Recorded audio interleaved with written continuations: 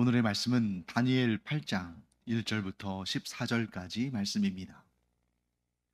나 다니엘에게 처음에 나타난 환상 후 벨사살 왕 제3년에 다시 한 환상이 나타나니라. 내가 환상을 보았는데 내가 그것을 볼 때에 내 몸은 엘람 지방 수산성에 있었고 내가 환상을 보기는 을레 강변에서이니라. 내가 눈을 들어 본즉 강가에 두 뿔 가진 순양이 섰는데 그 두 뿔이 다 길었으며 그중 한 뿔은 다른 뿔보다 길었고 그 긴 것은 나중에 난 것이더라. 내가 본즉 그 순양이 서쪽과 북쪽과 남쪽을 향하여 받으나 그것을 당할 짐승이 하나도 없고 그 손에서 구할 자가 없으므로 그것이 원하는 대로 행하고 강하여졌더라.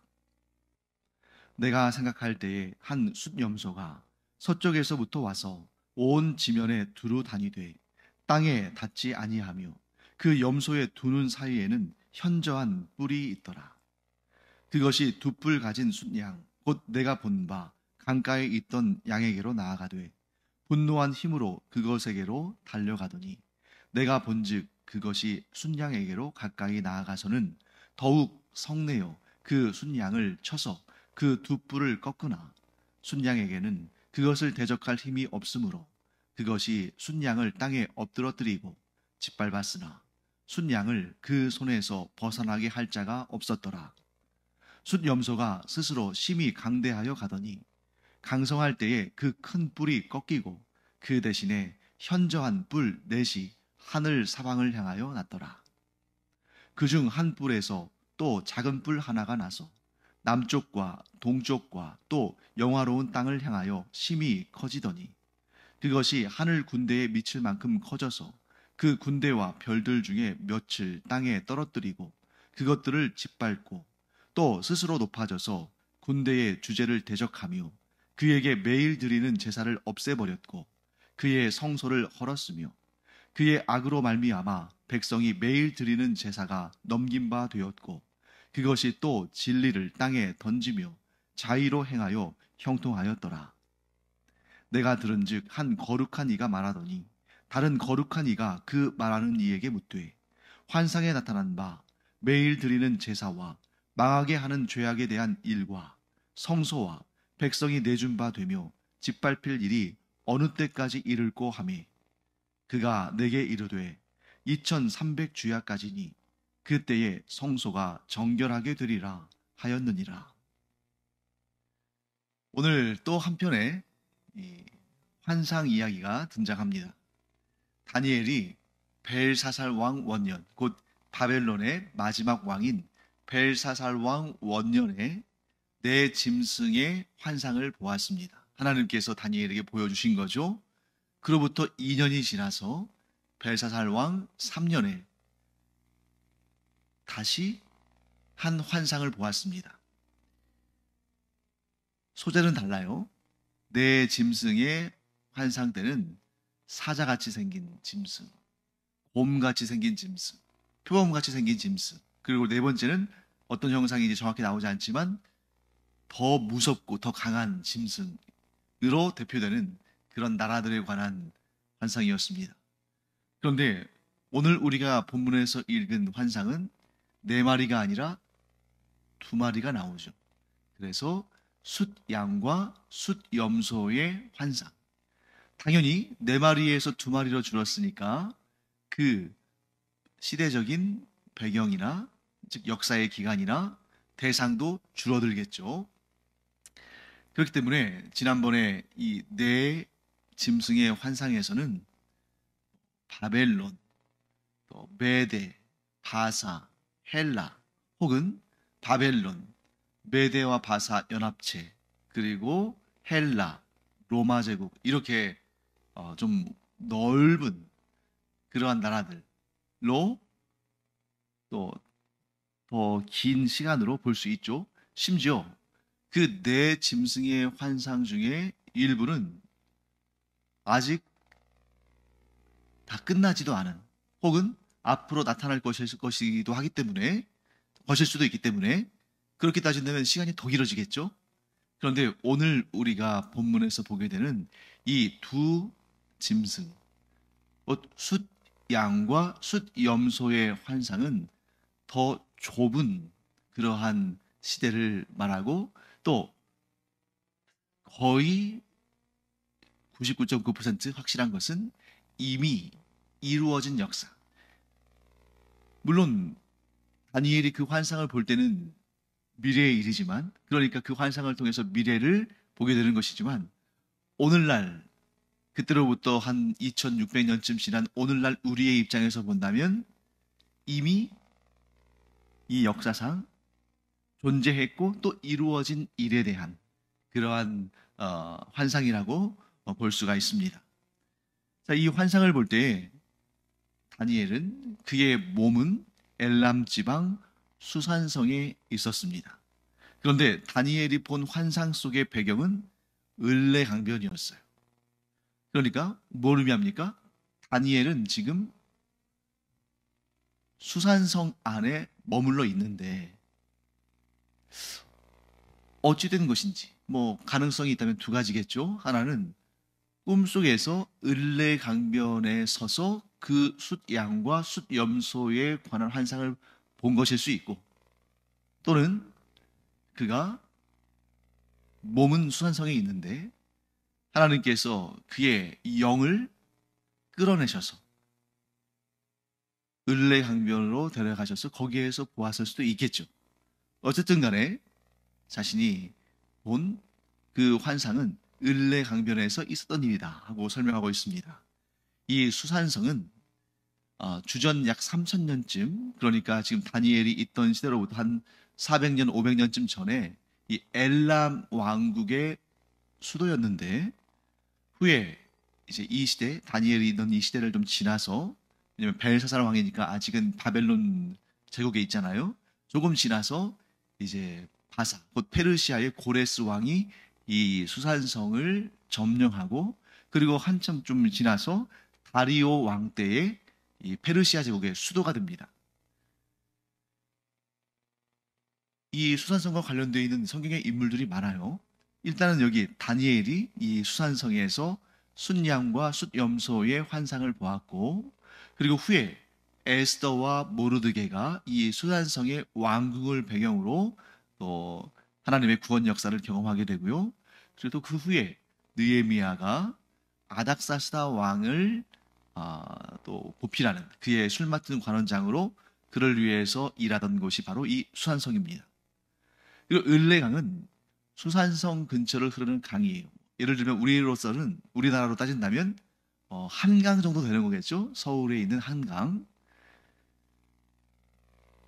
특히 오늘 본문에 등장하는 이 숫양과 숫염소의 환상은 시간으로 따진다면 주전 6세기부터 주전 2세기까지 약 한 400년 정도 되는 그 기간을 다루고 있습니다.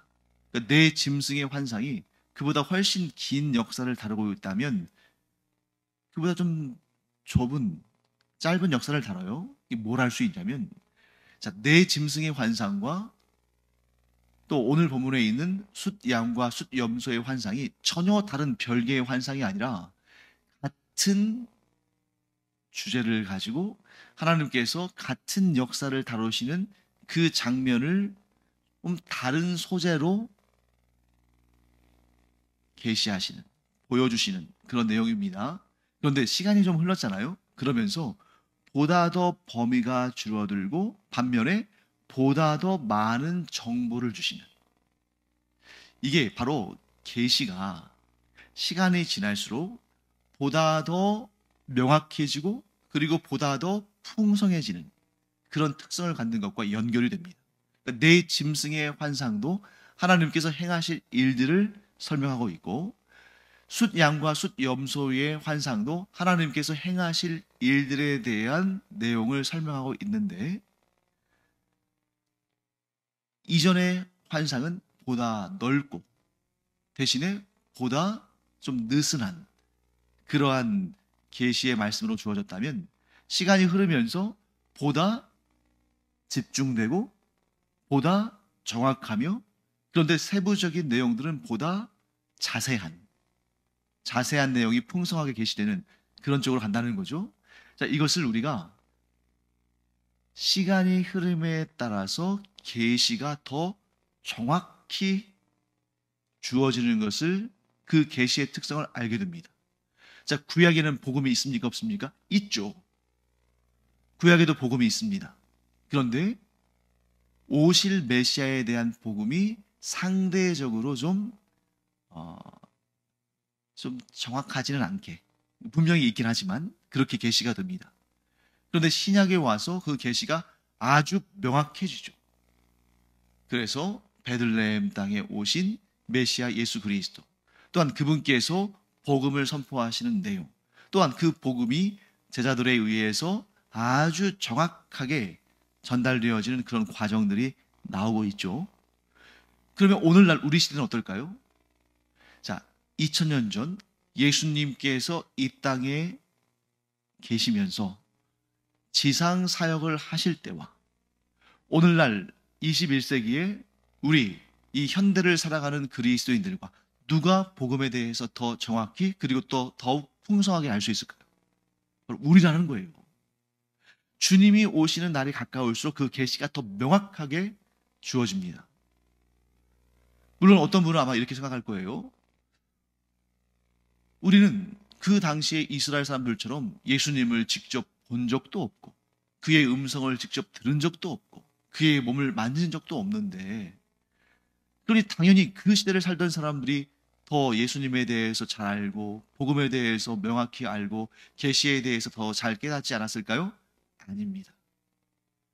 오늘날 우리가 가지고 있는 이 성경에 대한 지식, 계시에 대한 정확한 인식, 또 믿음의 고백, 이런 것들이 점점 더 정확해지고 자세해지고 풍성해진다는 거죠.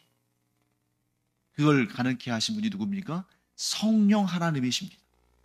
성령 하나님께서 우리에게 오셔서 성령의 조명, 신학적인 용어로는 성령의 조명이라고 표현하죠.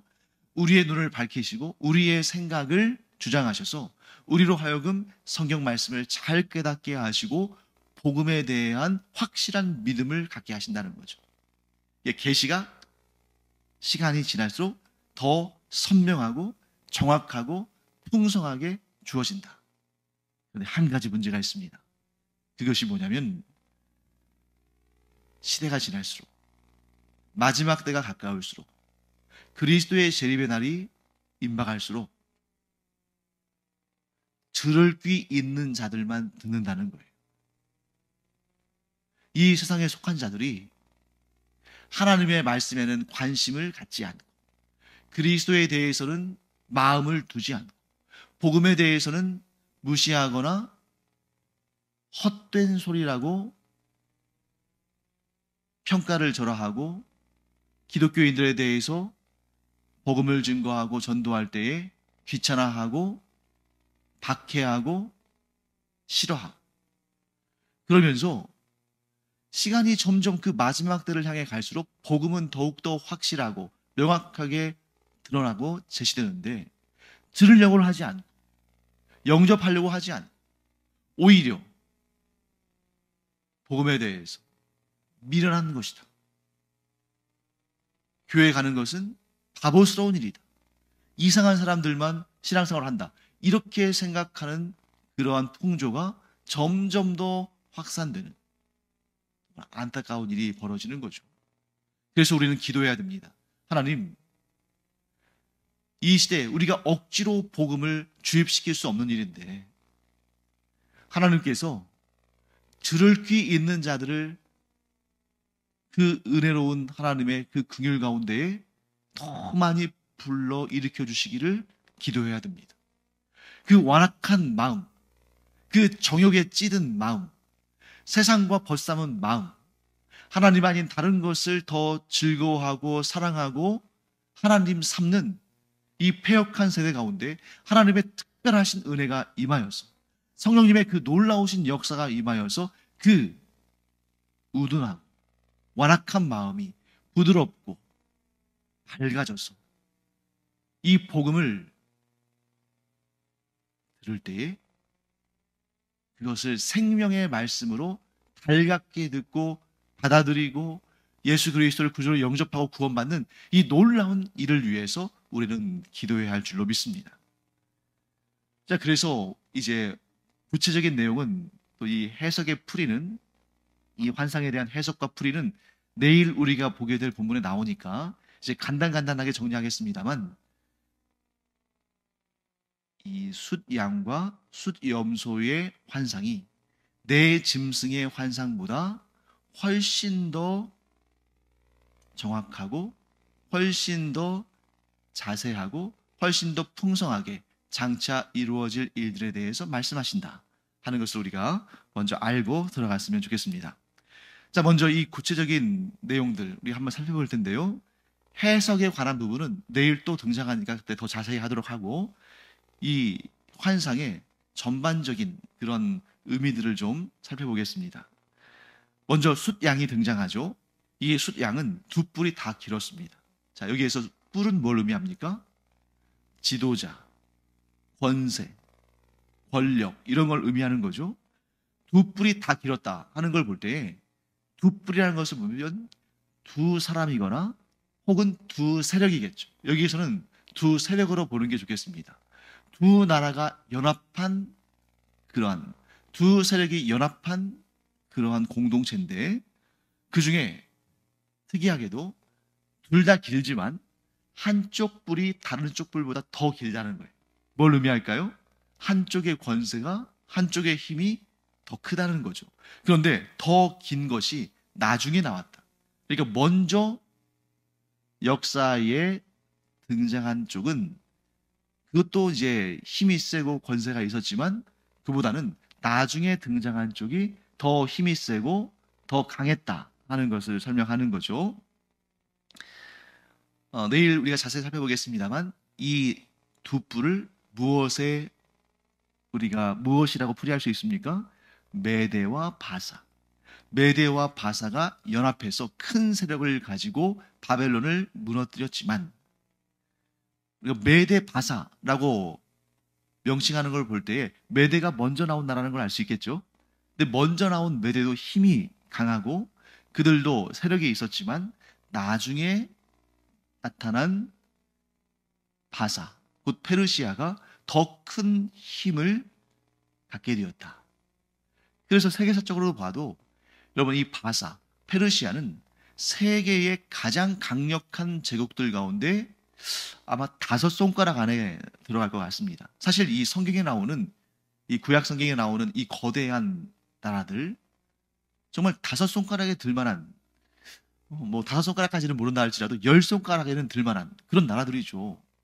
예를 들면 애굽, 이집트, 바벨론, 그리고 메데 바사 연합체 중에서 바사는 페르시아, 헬라, 로마, 이 동양의 중국 쪽에 있었던 그러한 거대한 제국들, 그 제국들을 제외하고 본다면 이 성경에, 구약 성경에 나오는 이 나라들이 세계 역사상 가장 강력한 그런 나라들이었습니다. 거기에 이제 뭐 동양의 나라들을 좀 추가해서 10개 정도로 본다면, 뭐 중국의 뭐 명나라부터 뭐 청나라, 이런 나라들이 이제 중국에 계속 있었으니까요. 그런 나라들이 좀 있을 것이고, 그 다음에 몽골 제국이 있겠죠. 몽골 제국이 단일한 세력으로서는 더 강한 나라였죠. 자, 이렇게 우리가 볼 수 있는데요. 그런데 이제 그 숫양이 어떻게 가냐면 서쪽과 북쪽과 남쪽을 향해서 받았다. 이 받았다는 게 뭐겠어요? 세력을 넓혔다는 거죠. 그러니까 이 메대와 바사, 이 연합국이 후에는 이제 바사로 통일이 되겠죠. 이 페르시아가 어떻게 했다는 거예요? 서쪽, 북쪽, 남쪽으로 세력을 뻗치기 시작했다. 이렇게 볼 수 있는 것입니다. 그래서 워낙 강한 힘을 가져서 그 짐승을 당할 존재가 없었다. 이렇게 말하죠. 그런데 그 다음에 갑자기 숫염소가 나오죠. 숫염소가 서쪽으로부터 왔다. 숫양은 서쪽으로 향해 뻗어가는데 숫염소는 서쪽에서부터 왔다. 잘 생각해 보세요. 둘 다 서쪽이 언급됩니다만 숫 양은 서쪽을 향해 나아가요.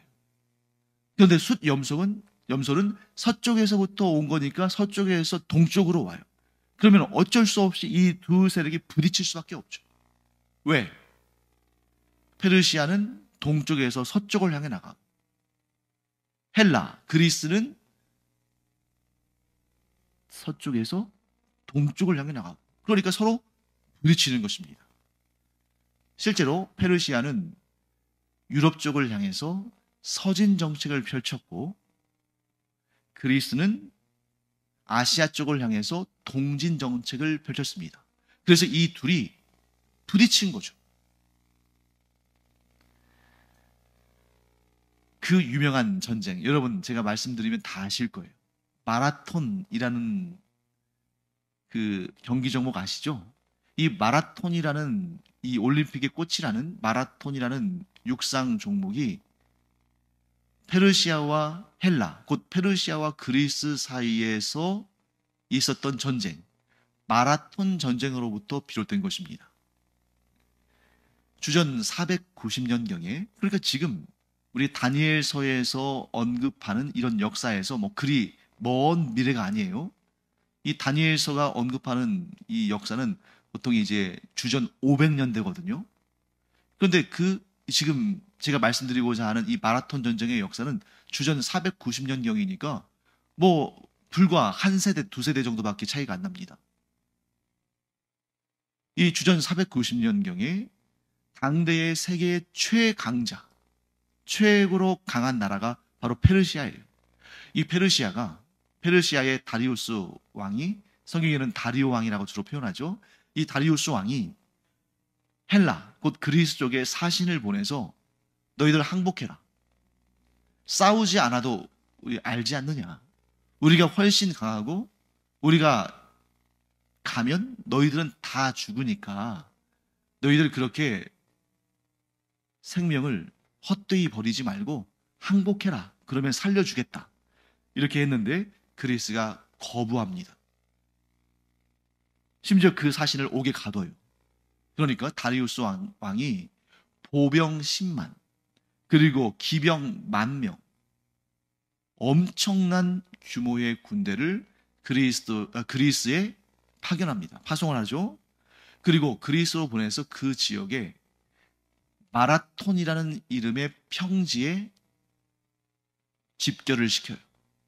그 마라톤이라는 평야에서부터 이 헬라 제국의 수도인 아테네까지는 42.195km 떨어져 있습니다. 여러분, 이 42.195km 어디서 많이 들어본 말이잖아요. 마라톤 경주의 길이죠. 그런데 이 그리스 쪽의 군대는 페르시아 군대의 10분의 1도 안 됐어요. 그러니까 누가 봐도 페르시아가 승리할 수밖에 없는 전쟁인데 더군다나 스파르타는 아테네를 돕지도 않았어요. 그런데 아테네가 그 10분의 1도 되지 않는, 페르시아보다 10분의 1도 채 되지 않는 그 군대를 보내서 마라톤 평야에서 마라톤 전쟁을 하는데 아테네가 승리해버려요. 놀라운 일이 발생했죠. 그때 페이디피데스라는 이 전령이 무려 42.195km를 뛰어서 한숨도 쉬지 않고, 숨을 안 쉰 게 아니라 중간에 멈추지 않고 한달음에 달려서 그 42.195km를 한달음에 달려서 아테네에 가서 우리가 승리했다라는 말을 남기고 죽습니다. 완전 영웅이 된 거죠. 그렇지만 안타깝게 생명을 잃었습니다. 그것을 기리면서 이제 마라톤 경주가 시작이 된 거죠. 자, 이처럼 역사상 수많은 라이벌들이 있지만 아마 인류 역사상 가장 치열한 라이벌, 가장 오랜 기간 동안 맞섰던 라이벌, 고르라면 페르시아와 그리스라고 말할 수가 있습니다. 그 이후에 이제 점점 그리스가 이제 세력을 키워가면서 숫 염소가 숫양, 곧 페르시아를 밀어붙이는 그러한 상황이 된 거죠. 그런데 이 숫염소에게는 특징이 하나 있었는데 두 눈 사이에 현저한 뿔이 있었다. 여러분, 이 뿔은 뭘 의미합니까? 왕이나 권력을 의미하잖아요. 근데 현저한 뿔이니까 아주 탁월하고 절대적인 그런 카리스마와 권세를 가진 그러한 왕이라는 걸 알 수 있죠. 그 왕에 대해서는 우리가 내일 또 살펴보겠습니다만, 그 유명한 헬라 제국의 알렉산드로스 대왕, 또 영어식으로 표현한다면 알렉산더 대왕이라고 우리가 해석할 수가 있습니다. 그런데 이 숫염소가 강성에 갈 때 갑자기 그 큰 뿔이 꺾이고 대신에 현저한 뿔 넷이 하늘 사방을 향해 났습니다. 갑자기 그 현저한 뿔이 꺾였어요. 뭘 의미하겠습니까? 죽었다. 그리고 나서 네 뿔이 생겼다는 것은 네 명의 지도자가 그 나라를 이어받아서 사방으로 확장했다라고 표현할 수 있습니다. 자, 오늘 본문에서 정말 다니엘에게 더 관심이 가는 부분, 그가 집중해서 보았을 부분은 9절부터 14절까지예요. 왜냐하면 이 역사는 장차 이스라엘과 직접적인 연관을 맺게 되기 때문입니다. 그 네 개의 뿔, 즉 알렉산드로스 왕이 죽은 다음에 그 뒤를 이은 네 명의 권력자들 가운데 하나의 뿔에서 작은 뿔 하나가 났습니다. 우리는 작은 뿔 하면 이 사이즈가 작으니까 별게 아닌 것처럼 치부할 수가 있는데, 이 다니엘서의 예언이 그로부터 한 500년쯤 후에 이 사도 요한에게도 하나님께서 이 비슷한 환상을 보여주시는데, 거기에도 또 작은 뿔이 등장하거든요. 이 작은 뿔은 권세가 약하다, 힘이 없다, 그렇게 봐서는 안 돼요. 도리어 이 작은 뿔을 뭐라고 보면 좋으냐면 못된 뿔, 하나님 앞에 설 때에 작은 자, 악한 자라고 평가받을 만한 그 권세를 의미한다고 봐야 됩니다. 그러니까 실제 권세는 큰데 하나님 앞에 작은 자, 하나님 앞에 책망받을 자, 하나님의 형벌받을 자, 그런 못된 자라는 의미를 갖고 있다고 봐야 돼요. 그런데 그의 세력이 하늘 군대에 미칠 만큼 커졌다. 여러분, 하늘 군대에 미칠 만큼 커졌다 하는 것을 뭐 천상의 개념으로 막 하나님의 그 천군 천사를 이겨먹고, 여러분 그렇지 않습니다. 천사 한 명도 아마 이 거대한 대군대도 천사 한 명을 감당하지 못해요. 그러니까 여기서 말하는 건 뭐냐면 하나님의 자녀들, 하나님의 군대는 하나님의 사람들, 하나님의 백성들을 의미하니까 하나님의 사람들을 대적하고 하나님을 모욕하는 그러한 그들의 특성을 설명하는 것입니다. 그리고 그 군대와 별들 중에 몇을 죽였다 하는 것은 천사들을 말하는 것이 아니라 이스라엘의 하나님을 섬기는 지도자들 혹은 뭐 장군들, 이런 사람들을 죽였다라고 표현하는 것이 더 옳습니다. 이스라엘을 짓밟은 겁니다. 그리고 이제 오늘 본문의 뒷부분에서 그들이 행한 악행들이 소개되죠. 스스로 높아져서 군대의 주자, 여기서 군대는 이스라엘 군대를 의미하는 거죠. 이스라엘 사람들, 이 이스라엘 사람들의 주제, 주인, 왕이신 하나님을 대적했고, 또 매일 드리는 제사를 없앴고, 성소를 헐었고, 진리를 땅에 던지며 자의로 행하여, 자기 맘대로 행해서, 그런데 하나님마다 형통했다는 거예요. 그들이 막 권력과 권세가 크니까.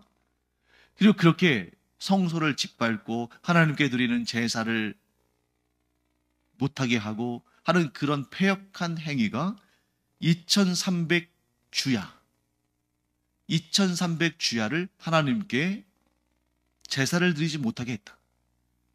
이것도 좀 이제 해석이 쉽지는 않습니다. 2300주야 했을 때 그것이 꼭 2300일을 의미하는 것은 아닐 수 있어요. 또 어떤 분은 그냥 문자적으로 해석해서 2300일 이렇게 해석하는 분도 있고, 근데 여기에서 2300주야 했으니까 낮주자 밤야자 아닙니까? 보통은 이게 뭐냐면 하나님께 상번제, 하루에 아침과 저녁에 각각 한 번씩 2번 하나님께 제사를 드리는 그 일이 항상 정해져 있거든요. 그러니까 아침에 한 번, 저녁에 한 번 하니까 주야로 한 번씩 하니까 2300이면 1151로 볼 수 있는 거죠. 왜? 제사를 하루에 2번 드리니까 그 2번을 한 세트로 모으면 2300번의 제사면 날짜로 따지면 1150일이 되는 거죠. 그래서 어떤 사람은 1150일 동안, 어떤 사람은 2300일 동안 이 악한 세력 때문에 하나님께 드려지는 이 매일의 제사가 금지되었다. 이렇게 해석하는 경우도 있고, 또 아예 상징적으로 이 2300 주야가 날짜를 의미하는 것이 아니라 다른 어떤 상징적인 숫자를 의미하는 것일 것이다. 혹은 다른 상징적인 일을 나타내는 것일 것이다. 이렇게 또 보는 경우도 있습니다. 제가 지난번에도 말씀드렸습니다만 특히 이런 환상에 대한 해석은 매우 조심스럽다. 그래서 내가 생각한 것이, 내가 해석한 것이 반드시 맞다. 이렇게 주장하는 것은 옳지 못하다. 왜? 안 맞을 수도 있는 거거든요. 다니엘도 이런 환상을 본 다음에 막 그 마음이 고통스럽고 번민했던 것처럼 그 천하의 다니엘, 그 지혜로운 다니엘, 꿈을 해석하고 뭐 그런 은사를 받은 다니엘도 자기가 직접 본 환상도 해석을 못해서 그렇게 번민하고 고통스러워 하는데 우리가 막 내 마음대로 이건 이걸 거야. 저건 저걸 거야. 이런저런 자료를 보니까 이게 맞아. 그렇게 너무 섣불리 얘기하는 것은 옳지 못한 것입니다. 그래서 여러분, 예를 들어서 뭐 신천지나 또는 뭐 기타 이런저런 이단이나 이단성 있는 뭐 개인이나 단체가 뭐 비유나 환상을 해석하면서 이것은 이거다, 저것은 저거다 하고 줄긋기처럼 막 이렇게 아주 정확하게 딱 얘기하면 들을 때야 재미있고 신기하고 맞는 거 같고 그럴지 모르겠습니다만 그거 절대 아니다. 오히려 그렇게 선명하고 분명하게 말할수록 그것이 틀렸을 때 하나님께 받을 책망은 얼마나 클 것인가를 우리가 생각하면서 두려워해야 됩니다. 예언은 그렇게 사사로이 풀어서는 안 된다 하는 성경 말씀처럼 더군다나 이 환상, 비유,